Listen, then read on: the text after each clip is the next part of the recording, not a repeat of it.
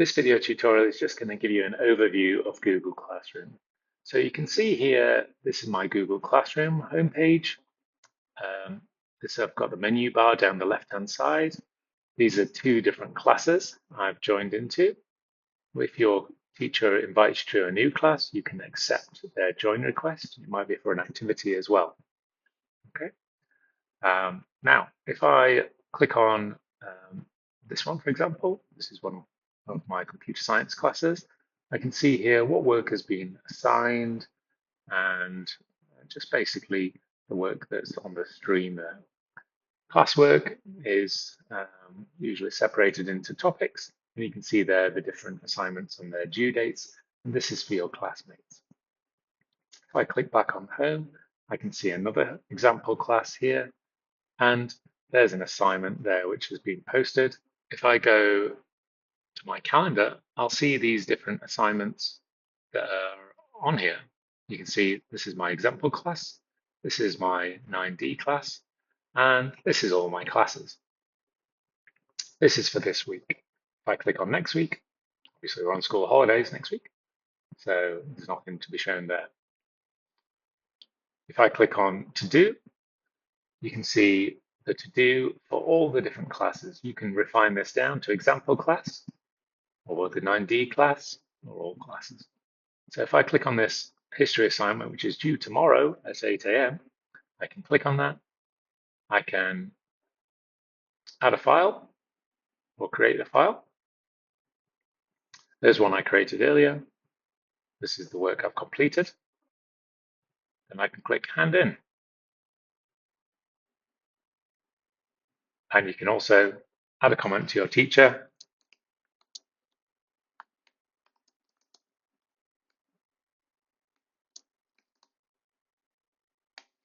Okay, so that will send that message to your teacher as well. Okay, and a class comment will add it to the full class. So this is my Google Calendar. You can get to it by clicking, once you've signed in, onto Google Apps, and you can see down here we've got a calendar. Bearing in mind, we've got some other important things on here like Google Drive, Sheets, Docs, Classroom, Slides, and Gmail, and lots of other things down there. We're looking at today, which will bring me to today. If I click to the right, and then I click back to today, that'll bring me back to the current week we are on. And you can also view it just by day, so you can see the day's events, the week's events, which is the default, the month, the year, and then what is quite nice as well is your schedule for the upcoming day and days. One of the things you will be asked or may wish to do is to add your own timetable to your Google Calendar. It's really useful to remind you of when your classes are, particularly in the first few weeks. So for example, I'm going to go and make a calendar. I'm going to click Create New Calendar. Then I'm going to call it Timetable. So that's been created. If I go back now, and then I go on to my days of the week, so we've got Monday through to Friday. Let's imagine that I'm going to be creating my timetable. I'll just drag it out here, and I might call it Computer Science. And the timing is a bit different there because we start lessons at 8:05 and we finish at 9:05. And it's going to repeat weekly, okay? So we can repeat it weekly, and then when it's the holidays and things, we can end it. Or you can go to custom and you can say, okay, it's going to end on whatever date. So for you, you might say June 26 when you're setting this up in August, okay? So we could go through to June and say, okay, it's going to finish there. Right. And you can see if we go here, I can change it to timetable and we can click save. We can see that my school main work is the same color as my timetable. So I might wish to change timetable to a different color like that. And you can see that's going to be happening every week now. If you wanted to change the color of not just a calendar, but the items within a calendar, so you can see here, these orange ones, these are for my main work calendar, if I wanted to change the color to make it more definable or something specific, you can just go here and change event color. Okay, and you can even add your own labels for this if you wanted to.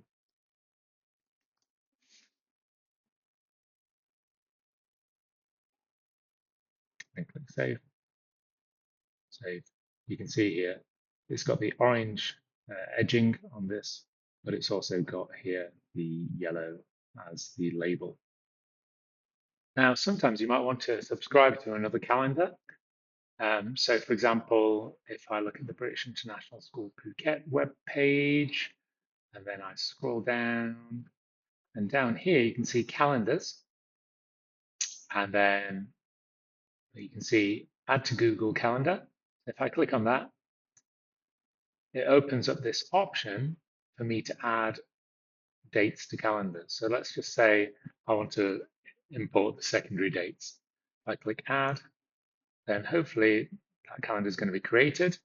You can see here this secondary dates. It's in a gray color. If you want to change the color to make it a bit more interesting, you can do that. It's now purple. And then it's popped through. Okay, so I can see those things, that calendar appearing there. Now, you might not want to get notified of everything that's popping up in the secondary dates calendar. What you can do is you can turn off or on notifications. So if I go to settings and you can see notifications, at the minute there's no notifications on that. So it's not going to notify me 10 minutes before or 10 hours or days or weeks before. So that's good. I'll remove that. I don't want to get notified for everything in there. For this one, this is my Google Classroom class. Uh, I might want to get notified a day or 2 days before or 3 days before an assignment's due. That might be good for me. Your school main work notification 10 minutes before. It might be better off if it was sort of like a couple of days before, just to give me chance to do any of the things that I want to do. You can see here I've got a history assignment, which is due tomorrow at 7:59 a.m.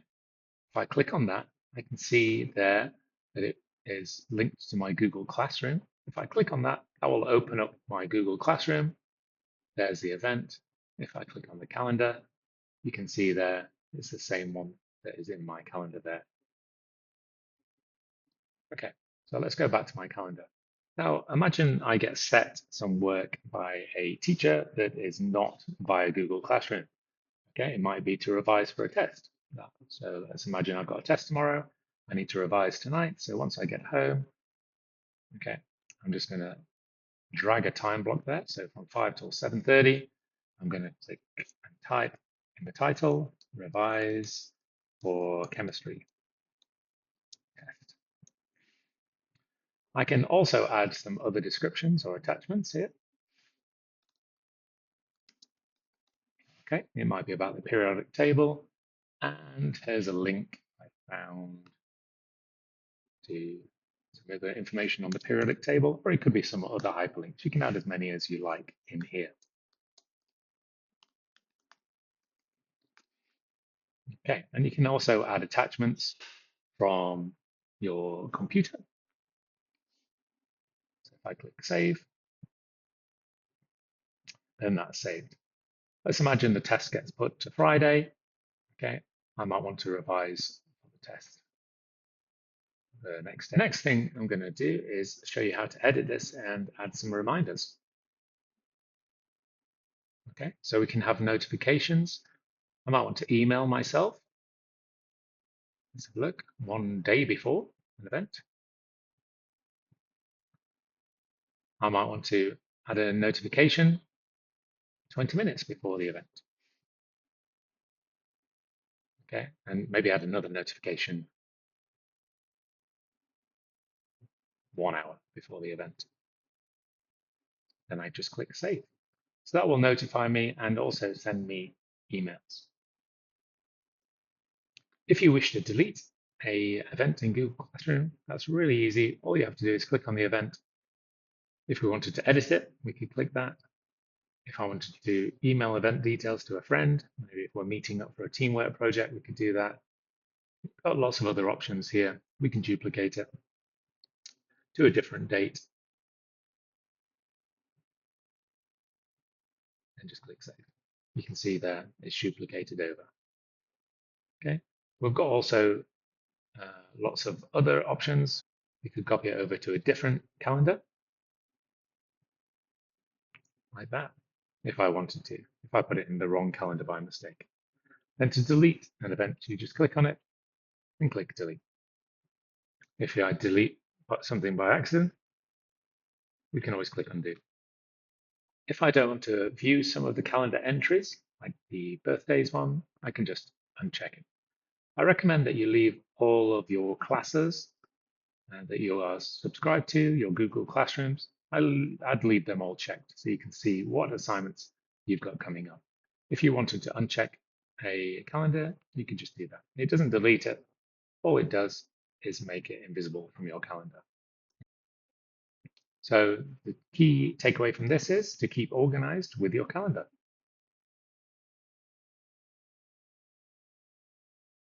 This video is going to show you very quickly how to just keep on top of your emails and have a look at adding tasks from emails. So this is my email. Okay, I've just gone into it now. You can get to your email by clicking on Gmail. What I would recommend is on here, if you click bookmarks, or sorry, view and always show bookmarks bar, you can see I've got this big empty bar here now. If I click on here and drag it down, that will add my email to it. So it's quite handy. If I ever want to get back to my email, I can just click on that. It's taking up a bit of space there. If I just wanted the icon, I can click edit, delete all the name, and then just click save. Then I've just got the icon. So if ever I want to get back to my email, I can just click on that icon there.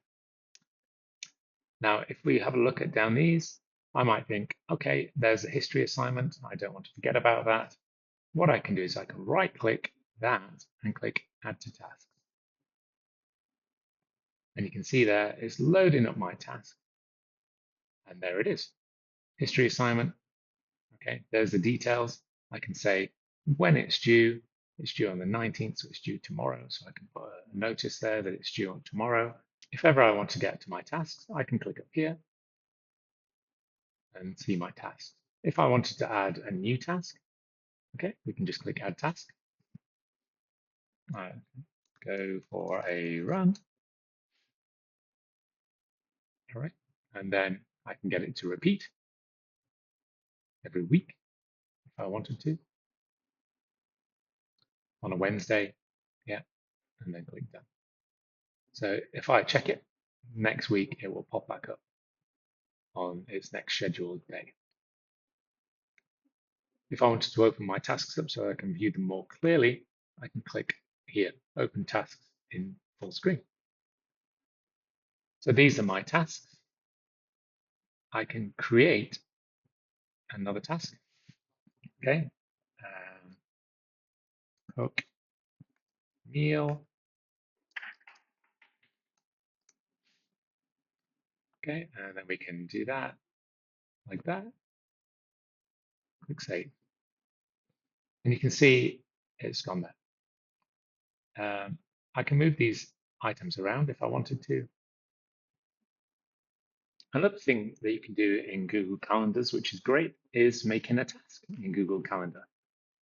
You can click on create, and rather than an event, you can actually click on task. And then you can just say what task you've got. This could be a homework that you might have been set outside of Google Classroom. So complete poster on rivers. Okay, and if I change the time of it and say it's due by, let's say it's due by Friday, and I've got to get it done for the first lesson, 8 a.m. And with, I'll put Tommy, then click save. So you can see here, my poster task has been added here. Now, the great thing about that is I can see my tasks, which are kind of like a to-do list. And I can also go over here and see on my tasks. I can see there my task is due on Friday at 8 a.m. If I complete a task, I can check it off and mark it as complete. Okay, and you can see it's gone into my completed ones there. If I go back to my calendar by clicking up here, I can see that it's got a line going through it to say that it's been done. I click on it, you can see that it's been completed. If I think, oh no, I completed it by accident, I didn't actually do it, uncomplete, and it's there. Tasks are also visible by clicking on this sidebar here. You can see there it is. You can always add details to your tasks. So for example, if I wanted to add some details to this task here, so I can say a 5-kilometer run under 30 minutes. If I go now to my calendar, I can see here where it says go for a run. It says there 5 kilometers under 30 minutes, and it's copied across all the different areas. So you can see here. You can also add any other items to this notes area as well. So for example, if you wanted to add a hyperlink, you can just copy the hyperlink, go onto your task, paste it in there, okay, and it becomes a hyperlink so that wherever you look at that task, okay, if you click on it, it will open up the hyperlink.